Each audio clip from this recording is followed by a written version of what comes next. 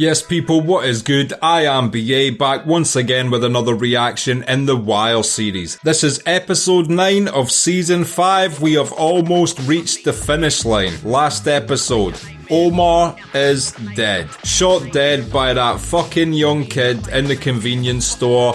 Very unexpectedly. I will say, some of my Patreons mentioned that I handled this better than I did the death of D'Angelo. That's because, first of all, back then I wasn't 100% certain on the true brutality of the writing of The Wire, and also I genuinely did expect D'Angelo's character to survive, or at least live way longer. He seemed like the protagonist, the one we were following, and it truly shocked me when D'Angelo died. Omar, on the other hand, from even season 1, seemed like his fate was sealed as a character. The guy robs drug dealers. I mean, he's a great character, still shocking and saddening to see him die, but at the end of the day, he's a stick-up kid. And on top of that, during this season, he was warring with the most dangerous drug dealer in the whole city. So it wasn't as much of a shock to me when Omar passed away, because I felt like that writing has been on the wall since the very beginning. And while it was still sad to see him go, yeah, I kinda had a feeling he may die this season. Hence why I was less saddened by it. I'd been bracing myself for this moment for a long time, because I always got the impression a character as doomed as his was never gonna really make it out of a show as brutal as this alive. That being said, what an incredible character and an incredible portrayal by Michael K. Williams. Absolutely loved the Omar character. Not fully on his side. I feel like it's still more of a grey area character than a lot of the fans of The Wire give him credit for, because in real life, the people who cause the most violence in that world are the Omars. The drug dealers don't want violence. They want to be able to continue to deal their drugs and have the least police interest as possible. The people that generally create violence are the ones running up into those homes, shooting them, shooting people to get their money or their drugs, and causing the drug dealers to retaliate and track them down and kill them. I mean, I know the show paints Omar as kind of a hero, but in real life they are seen as the lowest of the low as well, and do create the most violence in that world. So yeah, it was always a grey area character for me, because the show portrayed him as the hero and the good guy, when in reality, not to say drug dealers are perfect, but they're certainly less villainous than those just willing to kill those people for their drugs. And people will counter that by saying, yeah, but drug dealers are killing the community. Hey, if it wasn't the drug dealers doing it, it would always be someone stepping up to the plate to do it. It's not the supply, it's the demand. And the cause of the demand is a much deeper systemic issue, which has nothing to do with neither the dealers nor the robbers of said dealers, nor the people demanding it. It's generally from a place of desperation, nihilism, apathy, depression. Many of these reasons lead to people wanting to become addicts of such dangerous drugs. We also saw Sydnor, or as Lester calls him, Sydnor, decode the clock. So now we know the map coordinates kinda, and I believe that we might see Cheese get arrested this episode, because they seem to be honing in on Cheese's location. I honestly won't be happy if Cheese ends this series behind bars. I still feel like he snaked his own family. He deserves to die. What a piece of shit Cheese was in this show, and I would love to see him die rather than arrested, but it looks like he's probably going to get arrested at one of these re-ups now that they've decoded the clocks. Bunk was finally helped out by McNulty and has some DNA evidence on Chris now, so one way or the other now I think Chris is fucked, because McNulty and Lester asked Bunk for a couple days before, he moved, just to see if they could get them in their way first, but even if they don't, Bunk's got this evidence in place now, so I think that is a wrap for Chris Partlow. A great character, by the way, but yeah, he is fucking done for. McNulty told Kima was absolutely furious, and it was good to see her take that stance, because you would just think, what is all this about if we're resorting to tactics like this? It reminds me of season 1, where I was critical of Kima for laying the boots into Bodhi, and people were like, yeah, well, he punched a cop when in Rome, but my argument is always, yeah, but if they're doing the exact same thing back, what differentiates them from criminals? How do they have any sort of moral high ground if they're prepared to stoop to any tactic used by the people that they perceive as the bad individuals. It's good to see her somewhat use her moral compass and understand that they are supposed to be an example of what, policing the law is supposed to be about. Following the guidelines, being just, etc. And I appreciate that she wasn't just another one of the team going along with this elaborate scheme of McNulty's. Lester approached Clay Davis in that restaurant or bar and told him that he was prepared to take the case to federal court through district attorneys and shit. Now, he was already told, I believe, earlier in the episode that wasn't going to fly due to the martyr that Clay Davis had become after the first trial. But I do think his bluff really fucked with Clay Davis's head. I don't exactly know how that's going to play out, but you always know when something has got to Clay Davis, because he cannot wipe that shit-eating grin off his face ever, except when things have really turned bad for him. So you can tell he bought Lester's threat 100%. And also, Gus finally drew a hard line with Scott and his bullshit quotes after that veteran came in and complained. And then Scott tried to go with another bullshit quote from the candlelit vigil. Gus had finally had enough. His superiors didn't look pleased by this, and something tells me they will side with sensationalism over reality. So I don't know if this series is going to end well for Gus either now, because he drew such a hard line, but I fucking respect him for doing it. He's got to be the last journalist ever who took that stance and got away with it, if he does in fact get away with it. But yes, as always, I cannot wait to get into this shit. So, without further ado, this is episode 9 of season 5 of The Wire Late Editions. Let's check this shit out and see what it's saying to it. Oh shit, they've got this clock shit fully mapped out now, to the specific coordinates by the look of that board. I don't think I've seen Lester click non-pertinent once ever in this show. That computer must have a giant hard drive. Affirmative. This is a fresh one. Well, if they're going all the way out there, then it might just be... Damn right. On it. So Lester thinks this is an actual re-up they're on now. You would have thought there would have been more cops helping Sidner, but it seems like he's just out there solo doing this follow, so if he does in fact find a re-up location, he better be careful, because with that amount of significant drugs, they might be willing to go to arms against the police in that situation if there's only one cop there.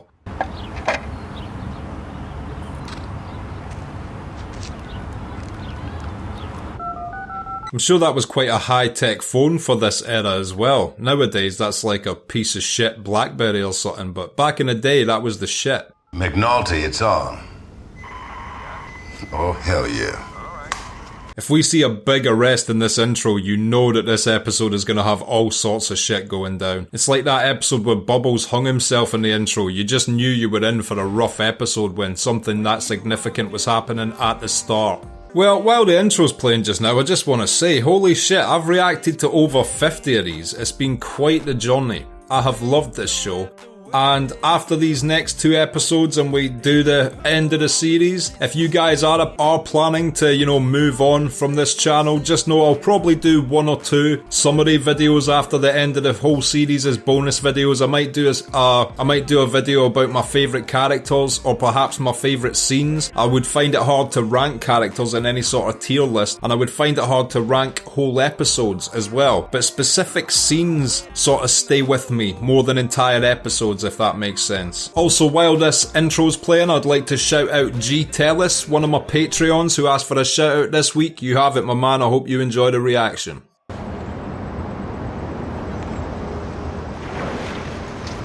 This definitely looks like a re-up location. What you got? Well, we rolled around until Bobby spotted Chris Marlo pulled up on a lot 2 blocks from here. So we sat on him until Marlo posted.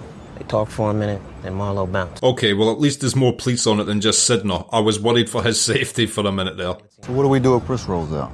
Let him go. Marlo is muscle. He's here to make sure it looks right. And if it does, Monk or someone else will come on down. Chris doesn't really deal with the intricacies of the deal. He just wants to make sure there's no one needs to be shot, and if not, then everything's cool and it's all good. That's all Chris does. I've never seen him count a stack of bills or nothing. Where you going?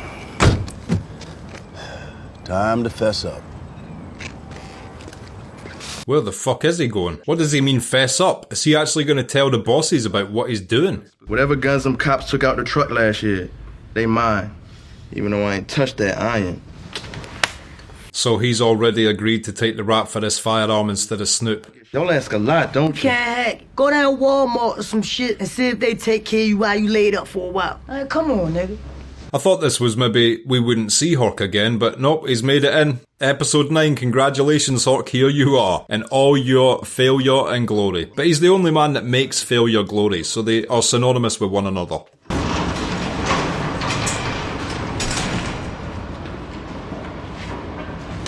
Damn, I thought Chris was the muscle. That dude on the right could pick him up and pull him in half. You count, we wait. You no count, we go to lunch early.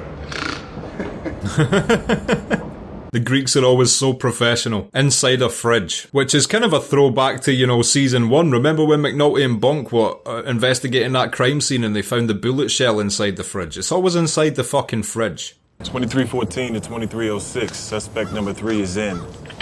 I'm curious as to why they always wait till the cars leave and shit to strike and not just like raid the compound while the meeting's taking place. It seems like it would be better to just raid the actual compound during the negotiation rather than wait for the cars to disperse out of it. I need someone, a veteran reporter, quiet, subtle, discreet. I don't care how far we go back, Gus. No way I'm gonna kill your wife for you.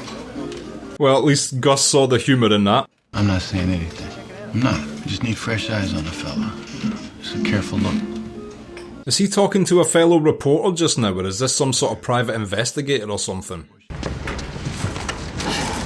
It stinks. Ah, shit. Be careful, Duquan. Has he got Duquan doing some criminal shit just now? I thought this was a respectable little job he'd got. Doesn't look that respectable when you're hopping barbed wire with a carpet over it, like Fight Club when they steal the human fat.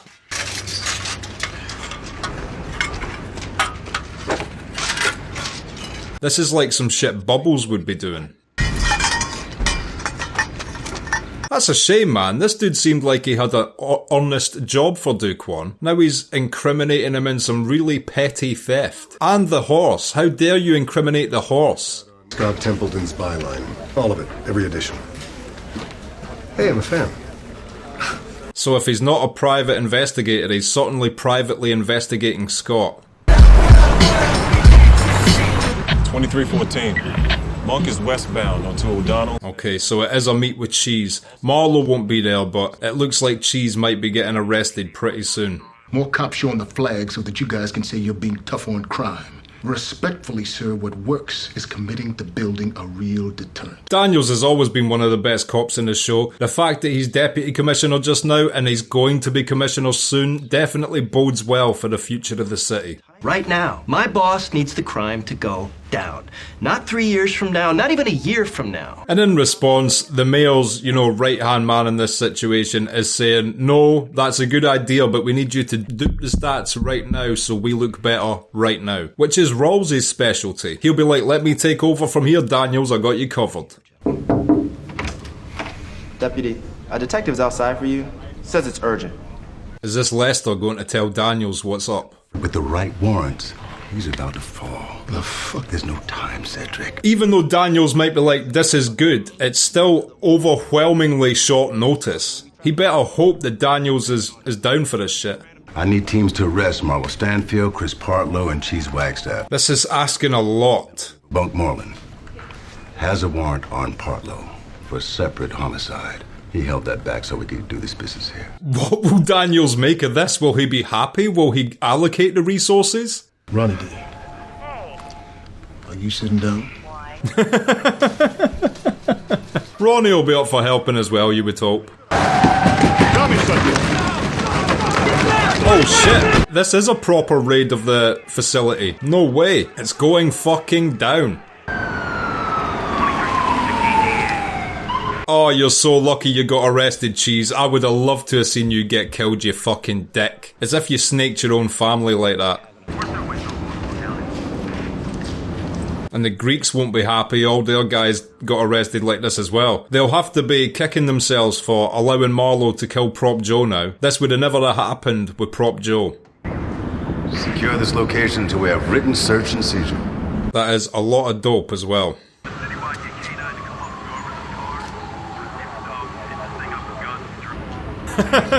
It's good to see Bonk so victorious. He's had to eat a lot of shit this season.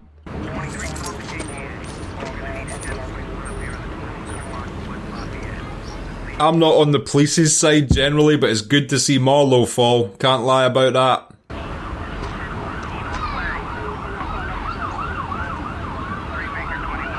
That's cool that Daniels instantly went to bat for them still as well. Even though they hadn't told him about anything they were doing, Daniels was like, fuck it. He weighed it up in his head for a moment and then was like, okay, we'll do this.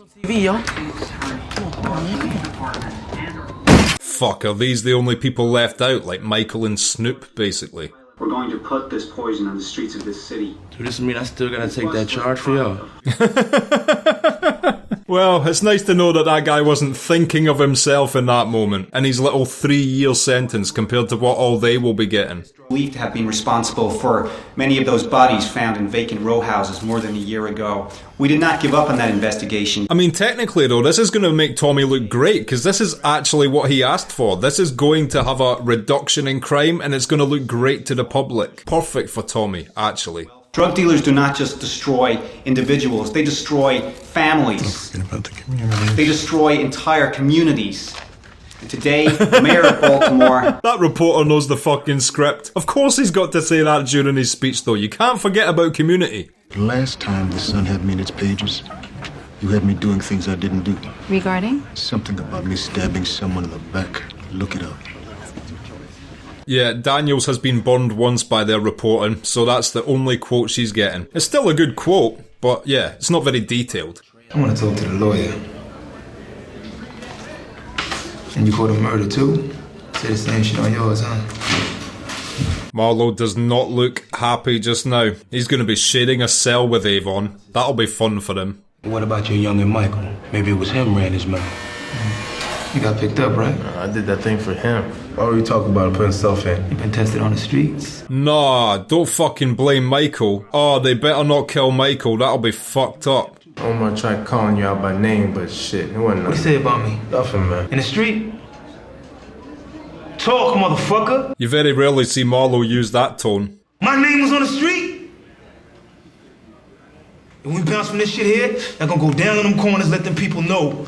Word did not get back to me. Oh, so I thought word had got back to Marlo and he was just ignoring it, but nah, he backs his shit. He would have went down there if he'd have heard Omar talking that shit. I've never seen Marlo get this angry. He's a very controlled, unemotive guy, so you can see how much it got to him hearing that. With your overtime and your cars and your surveillance detail and your bullshit, where the fuck are you on your red ball? Nowhere.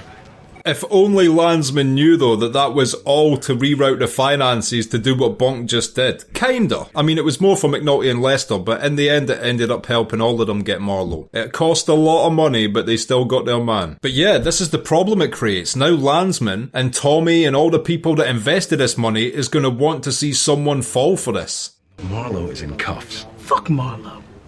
Fuck you. Kima still incredibly furious about this situation. I respect her stance on all of this. It was just above and beyond on levels of bullshit for McNulty to pull all of that. He wouldn't play. Says we took his name in vain last time we used it. When was that? When we had him backstabbing Burrell at City Hall, remember? Was that a Scott story as well by any chance?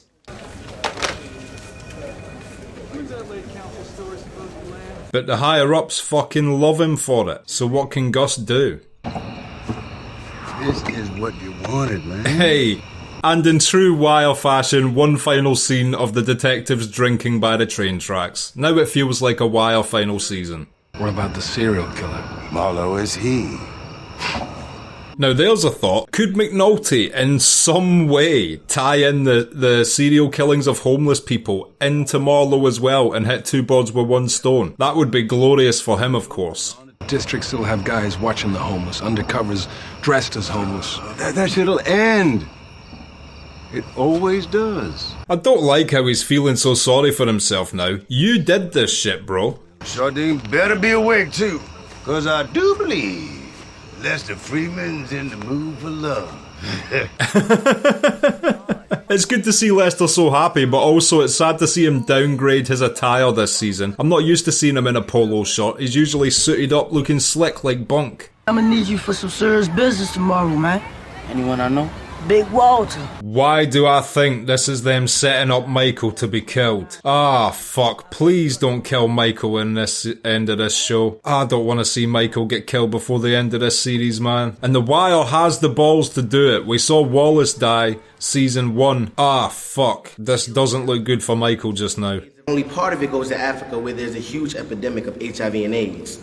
I mean, 10% of the population of the world. No way! Naming public speaking. New AIDS cases of I was not expecting this. And Bunny Colvin. This is so great to see. In the next 10 years, more people would die from AIDS in these countries than all the wars in the 20th century, including World War II, the deadliest war in history. And the Deacon, the real-life Avon. Wow, we're getting all the old faces thrown at us right now. It's great. He looks like a stepmom.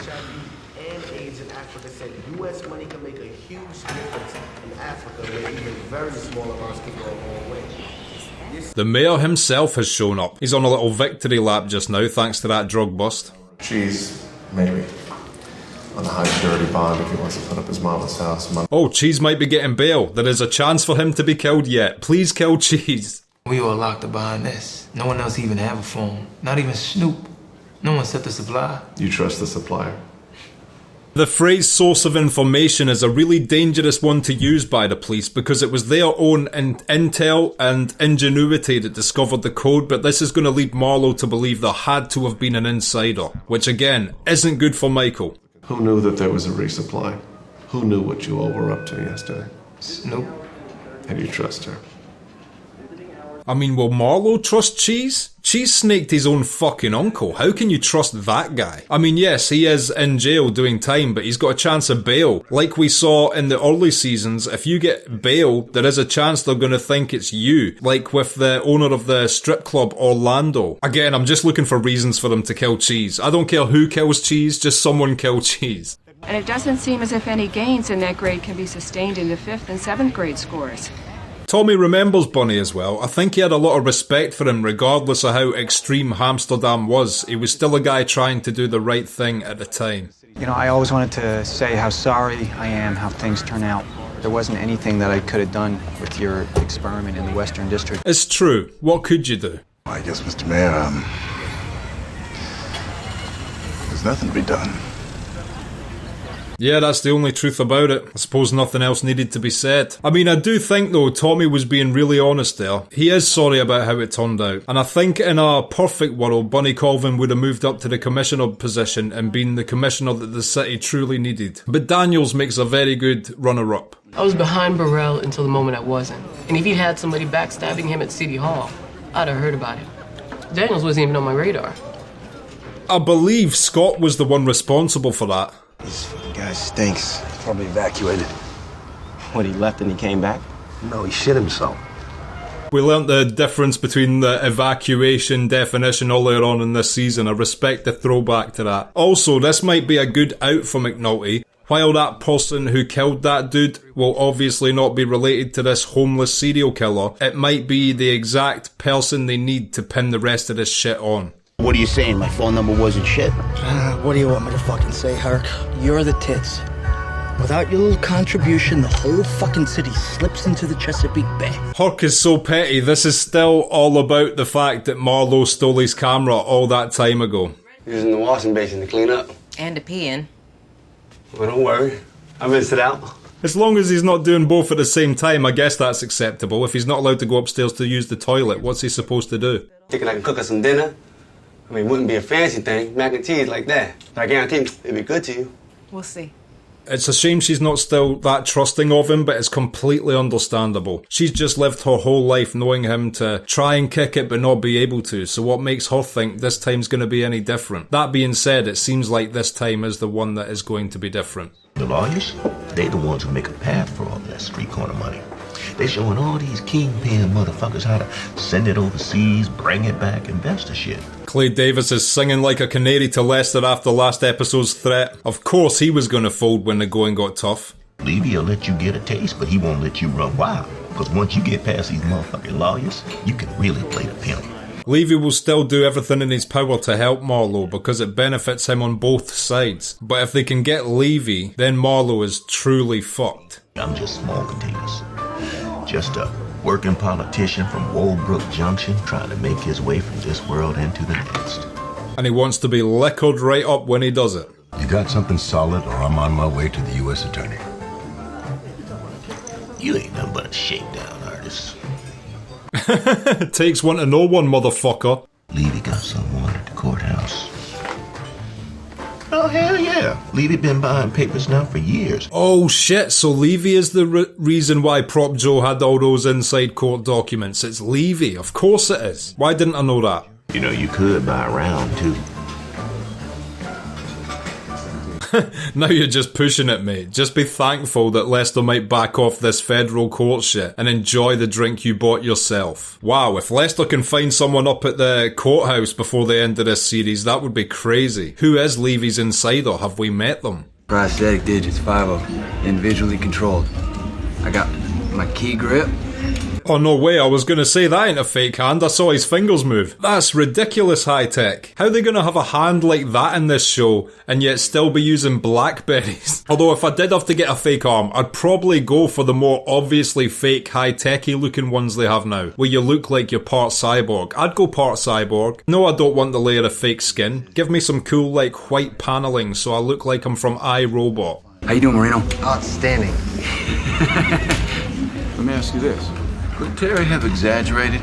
I love that Gus is investigating Scott now. Will this come to anything though? I really hope it does, but something tells me that this is going to end badly for Gus instead of Scott. And I so hope I'm wrong on that. You made a mistake letting McNulty run your people from one case to the other like you did. Why? What's the big deal? Their run sheets, office reports. Is she going to tell Carver now about this homeless serial killer shit? Because he genuinely doesn't know. McNulty did not tell Carver.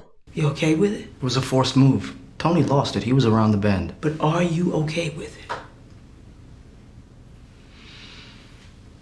Holy shit, is Kima considering talking about McNulty? That would be a crazy end to this show. Where to? Saying you can leave the car with me. You went by the night, right? I ain't seen no medium of exchange. So did Michael stand Snoop up there? Oh, I hope he did. That's the smartest thing he ever did. That was going to be him getting killed today. I'm not sure how Michael knew that might be his end, but wow, I'm so happy he didn't go there. Just here with Reginald. Reginald? Reginald? Yeah, that's what I thought when I heard his name. He does not strike me as a Reginald. My name is Reginald. Around the way they call me Bubbles. I'm a drug addict. No one knows him as Reginald. I remember what you said, if there is what's to come, call a group member up and talk. First thing, I called Whalen up, him being my sponsor and all.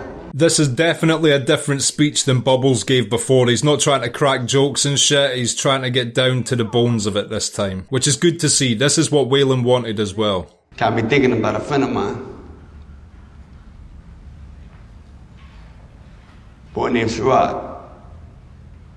Yeah, all Bubbles' sidekicks died throughout this show. Johnny, Sherrod. Thinking on that make me smile. But Sherrod is more of a hurt. This actor's been incredible throughout this show. All the range he's shown and shit, just exceptional. Thank you for listening. Thank you for letting me share.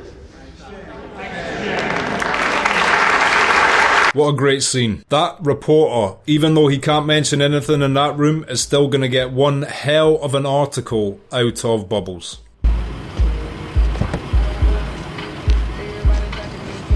Wait, is this Michael getting in the car with Snoop? Oh, fuck.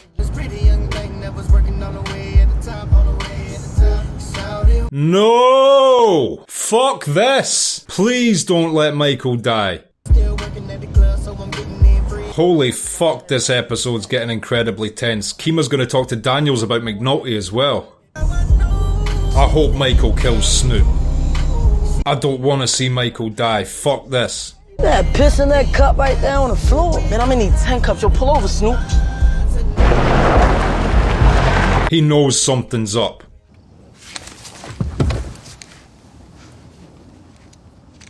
Smart nigga. Oh shit, nice. Thank God. How my hair look, Mike?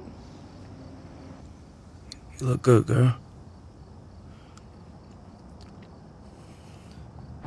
So good Michael saw this coming. Fuck you, Snoop. I feel no way about that. Kill her and just go live your life now, man. Oh, I'm so happy he saw that coming. Oh, that was such a good change to the scene I thought I was gonna see. Whew. Thank fuck. We about to take a ride. You ain't got no whip. Just gather your stuff, both of y'all. Come on, we gotta move quick. Come on, let's go! Yeah, they all need to get the fuck out of there now he's done that shit, but wow, they can ride off into the sunset now. Cell phone. He wouldn't dare. What's the number? Fuck, Daniels ain't taking this shit lying down either. This might be McNulty getting arrested. This final season has just got crazy. Let's go, bub.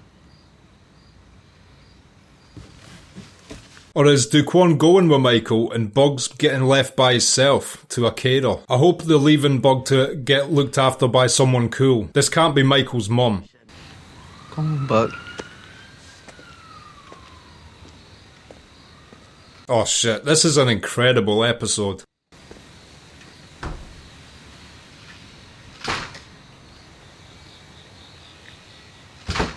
So Duquan's rolling with Michael wherever they go. That's good to see. And Bug seems like he'll be happy in that place. Glad you landed okay. Yeah. Beats working. Yeah, the evidence room seems like the biggest blag of a job in the police force. You just sort of hang and get things people ask for and store things people bring.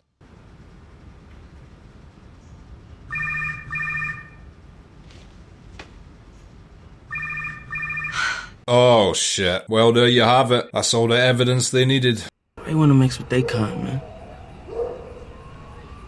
They give me work.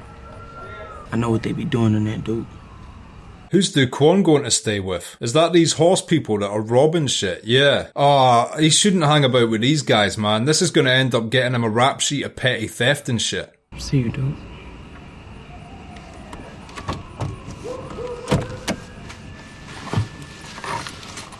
Ah, fuck, I hope everything worked out for Duquan. I hope I don't know, like, we won't see what happens to him, obviously, but I just hope he had a good life after this.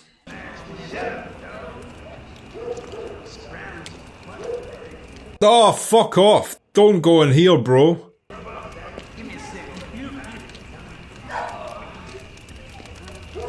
Oh, shit. Okay, and that was episode 9 of season 5 of The Wire Late Editions, and I will be back in just a minute with my thoughts on that. So, Late Editions, what did I think of that? Well, this has got to be one of the best Wired episodes of all time for me. So many little things happened which were great, others weren't so great, but still great drama throughout. I mean, from Kima building up the courage to talk to Daniels about McNulty, and Daniels and Ronnie then realising that it was McNulty that did all of this shit.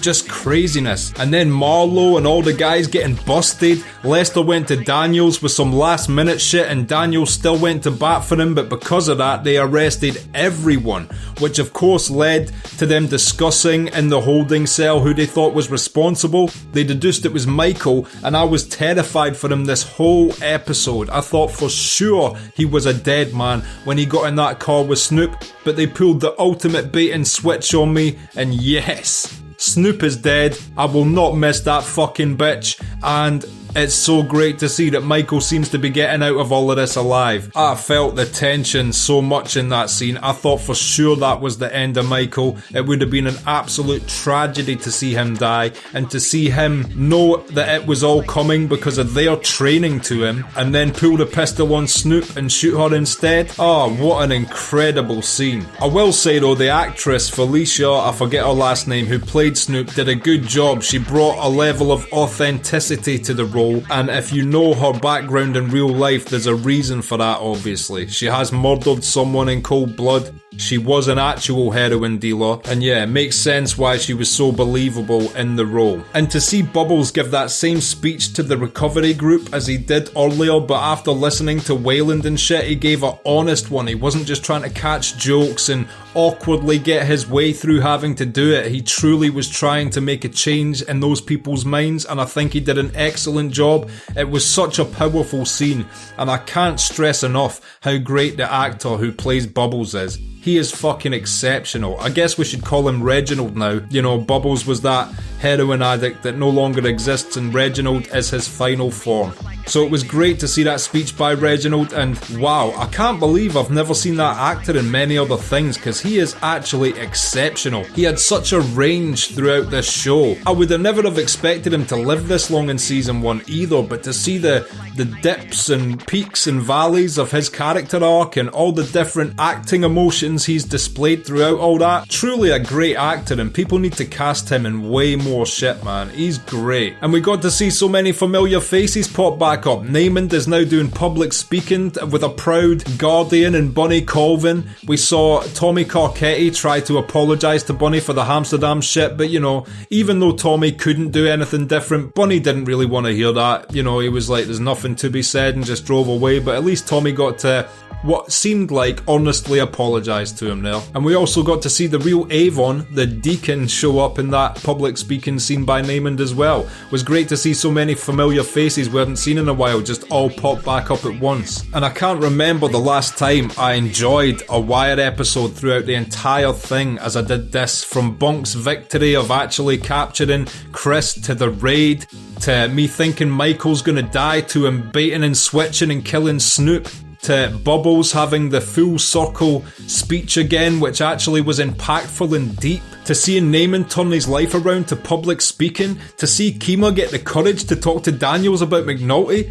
What an incredible episode. And also, while many things were tied up in a neat little bow similar to the one McNulty's been placing on the wrists of homeless people in this episode, it still opens the door for the finale as to what the fuck is going to happen with McNulty. Like, is he actually going to end up in jail because of this shit? I've been speculating about this through this entire season, but thought, nah, this can't end with McNulty doing jail time. Now it looks like McNulty might legitimately be doing jail time. Kima and Daniels and Ronnie seem really heartbroken, but also dead set on doing the right thing. And unfortunately for Jimmy, the right thing is to arrest him for, you know, all the laws he has broken while creating this bullshit story. Gus now has a guy investigating Scott as well, and I don't know how that'll end. Like I said, I've got a feeling that may end badly for Gus, but at least Gus is trying to get to the bottom of how much Scott has been bullshitting over the last year as well. All in all, I cannot stress enough how incredible I thought this episode was. There have been as incredible episodes throughout the series, but I'm finding it hard to think of one which topped this for me. There was just so many things all at once done so perfectly. And like I said, because of this unfinished story arc with McNulty and the homeless serial killer, I cannot wait to see what the finale has in store either. And on top of all that, we still have to find out whether or not we're going to see Levy get caught and his insider at the courthouse get caught. So there's a few things still that this final episode is going to tie up, and whatever way the coin falls, it's just going to be so great to watch. But I have to stress for one last time, this episode was absolutely amazing. Made so many things worthwhile and did so many things perfectly. If this was during the writer's strike, whoever was filling in the shoes of the striking writers did an exceptional job, and I cannot wait to see the final episode of what has been an amazing television show next time. If you've liked this video, click like, subscribe to the channel to see more videos like this, ring the bell to be notified as to when they drop. If there's anything you want to talk about, comment down below, and share this around to anybody you think might appreciate it or want to retroactively watch this series along with us. My Patreon link is down in the description. If you become a patron, you get access to my blog, you get access to these reactions I put on YouTube a month and a half in advance, and you also get access to full-length versions of everything I react to on YouTube. So consider becoming a patron, it helps me and my channel out so much, and until next time, I have been BA, peace.